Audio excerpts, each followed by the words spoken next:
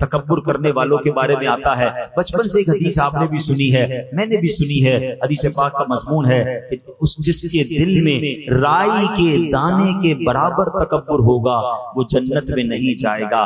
رائی کا دانہ کتنا ہوتا ہے؟ اتنا سا دانہ ہوتا ہے, جیسے سونف نہیں ہوتی, اتنا. مجھے بتاؤ, اتنے دانے کے مطابق تکبر ہوگا وہ جنت میں نہیں جائے گا. جس کا پورا دل ہی تکبر سے بھرا ہوگا اس کا کیا حال ہوگا؟ شیطان نے ایک ہی بار تکبر کیا نا, کہا میں اس سے بہتر ہوں, انا خیر من.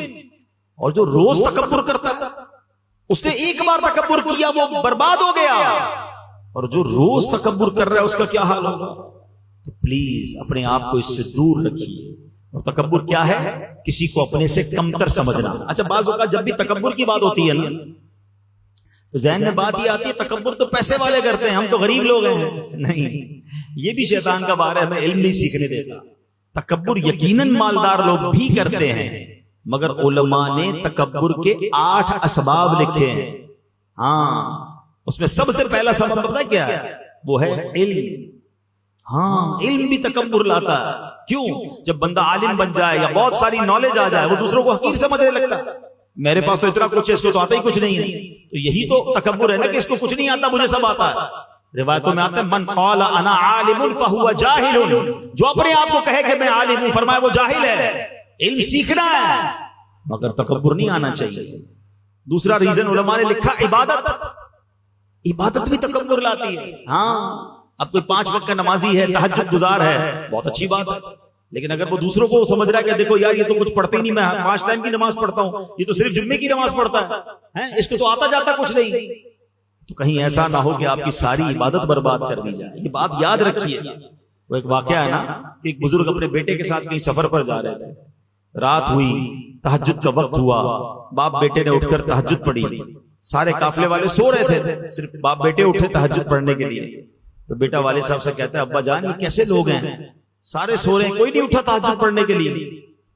تو بیٹا والد صاحب کہتے ہیں بیٹا تو بھی سویا رہتا تو ہی ٹھیک تھا. بات بڑی پتے کی ہے. تہجد پڑھ کر اگر دوسروں کو حقیر جاننا ہے تو بہتر تھا تو بھی نہ پڑھتا تہجد. عبادت ضرور کرنی ہے مگر کسی کو حقیر نہیں جاننا. پھر مالدار, پیسے ہوتے تو غریب سے تکبر کر رہے ہوتے ہیں. خوبصورتی بھی تکبر لاتی ہے. بندہ کہتا ہے میں خوبصورت, اس کا رنگ سانولا. طاقت تکبر لاتی ہے, میری باڈی اتنی مضبوط, میری اتنی طاقت, یہ بیچارہ کمزور, یہ میرے سامنے کیا کرے گا. اقتدار تکبر لاتا ہے. کسی کو سیٹ مل جائے وہ سمجھتا ہے باقی کی حیثیت ہی کوئی نہیں, مسل کے رکھ دوں گا. یہ اقتدار پر, دولت پر, خوبصورتی پر, طاقت پر تکبر کرنے والوں کبھی اترانا نہیں. رب جب چاہے یہ سب واپس لے سکتا.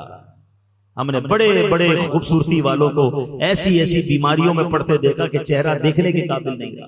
بڑے بڑے طاقتور پہلوانوں کو بستر پر پڑتے دیکھا کہ اپنے پیروں پہ کھڑے نہیں ہو سکتے.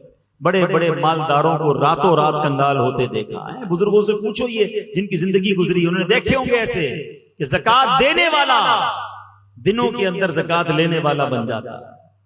کبھی بھی اترانا نہیں ہے. ہاں, وَتُعِزُّ مَن تَشَاءُ وَتُذِلُّ مَن تَشَاءُ بِيَدِكَ الْخَيْرُ. جب بھی اللہ نے کوئی نعمت دینا اللہ سر جھکا رہے, عاجزی, کہ اللہ تیری مہربانی, مجھ جیسے گناہگار کو تو نے مال دے دیا, مجھ جیسے خطاکار کو اتنی اچھی شکل دی, مجھ جیسے خطاکار کو اتنا بڑا نام شہرت دے دی.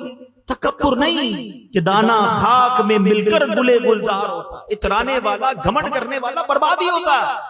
اللہ کرے یہ بات سمجھ آ جائے کہ تکبر اس کائنات میں ہونے والے سب سے اولین گناہوں میں سے گناہ, اور اس کا نتیجہ بربادی ہے. روایتوں میں آتا ہے تکبر کرنے والے کو قیامت کی دن چوٹیوں کی شکل میں لایا جائے گا اور لوگ ان کے اوپر سے چلتے ہوئے گزر رہے ہوں گے. یہ جو بڑے بڑے تکبر کرتے ہیں نا, غریب آدمی کو قریب نہیں آنے دیتے, کبھی بھی نہ کیجیے گا ایسے. بلکہ مشورہ دوں گا کہ جس کو کوئی منہ نہ لگائے, جس کو کوئی قریب نہ بٹھائے, آپ اس کو اپنے قریب بٹھایا کریں, پیار دیا کریں. انشاءاللہ اس کی دعا لگ گئی تو تمہارا بیڑا پار ہو جائے.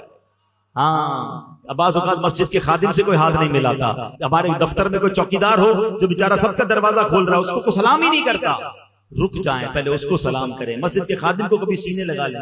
سچی بتاؤں کبھی کبھی تو ایسے لوگ رو پڑتے ہیں کیونکہ ان کو کتنا عرصہ ہوا کسی نے طبیعت بھی نہیں پوچھی ہوتی ہے, سینے بھی کوئی نہیں لگاتا ہے انہیں. کبھی کبھی آپ نے دیکھا ہوگا نمازیوں میں کوئی ایسا بندہ ہوتا ہے جس کے بیچارے کے ہاتھ پیر ٹھیک نہیں ہوتے، معذور نہیں ہوتے، جس طرح کبھی کبھی رال بھی ٹپک رہی ہوتی ہے، ہاتھ پیر بھی ٹیڑھے ہوتے ہیں، وہ چل بھی صحیح نہیں پا رہے ہوتے ہیں، مسجد میں ہاتھ بھی کوئی نہیں ملاتا، اگر اس سے ہاتھ ملاؤں گا تو میرا ہاتھ گندا ہو جائے گا۔